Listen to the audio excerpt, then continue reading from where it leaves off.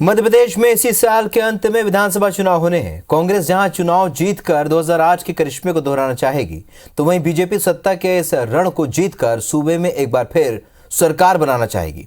ऐसे में इन दोनों दलों की निगाहें महानगरों की 30 सीटों पर टिकी हुई है। पिछली बार 30 में से 16 सीटें बीजेपी के खाते में गई थी, लिहाजा कांग्रेस इन सीटों पर बीजेपी को घेरने के लिए खास रणनीति के साथ चुनाव मैदान में उतरने की तैयारी में है।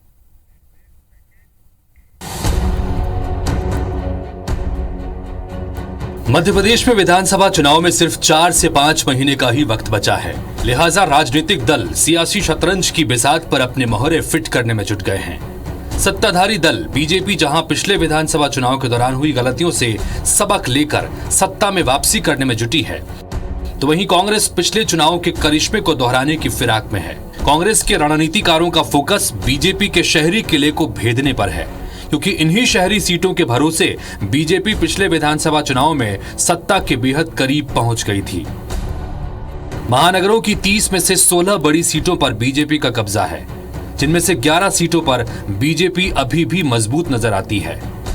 कांग्रेस चारों महानगरों में पार्टी के बड़े नेताओं की सभा कराने की तैयारी में है। प्रियंका गांधी जुलाई में एक बार फिर जबलपुर आ सकती हैं। 2018 में वोटिंग परसेंटेज हमारा ज़्यादा था, पर सीटों की संख्या कांग्रेस को ज़्यादा हो गई थी, इस वजह से सरकार भी उथल पुथल हो गई थी।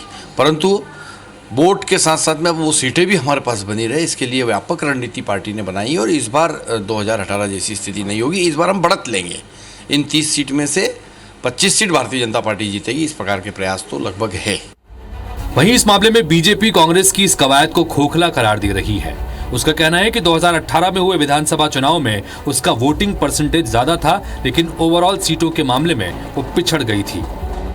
भाजपा को ऐसा लगता है कि वो इन महानगरों में कुछ ज्यादा मजबूत है, जबकि कांग्रेस पार्टी ऐसा नहीं मानती। ये अलग विषय है कि कुछ सीटों पर भाजपा पिछले कुछ चुनाव से निरंतर जीत रही है। इस बार कांग्रेस पार्टी के कार्यकर्ताओं ने, नेताओं ने इन शहरी क्षेत्रों में महंगाई, बेरोजगारी के मुद्दों को बड़ी मजबूती से स्थापित किया है और 4 महानगरों में भी आप देखेंगे इस बार हम भाजपा को धूल चटाएंगे।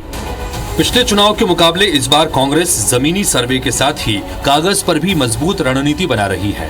साथ ही उनकी नजर बीजेपी के नाराज नेताओं पर भी है, तो वहीं बीजेपी सरकारी योजनाओं और अपने कार्यकर्ताओं के बल पर चुनावी मैदान में उतर रही है। अब देखना यह है कि चुनाव में जनता किस पर भरोसा जताती है और कौन सा दल ज्यादा से ज्यादा सीट जीतकर सत्ता की गद्दी पर बैठने में कामयाब होता है। नवीन कुमार सिंह, IBC 24, भोपाल।